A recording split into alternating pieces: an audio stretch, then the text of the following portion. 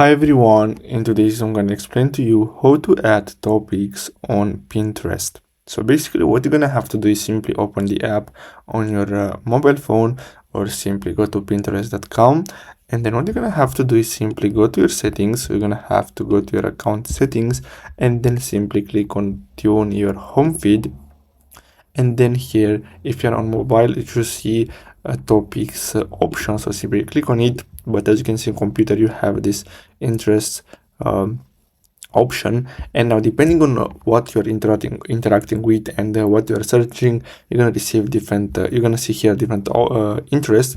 So as you can see I have comics art, so what you're gonna have to do is simply click on add, and basically that's all. Now if you want to remove a topic or something, some interest, simply click on remove, and basically that's all you have to do.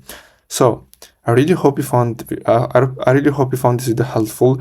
Don't forget to like and subscribe, and I'll see you in the next video. Thanks for watching, guys.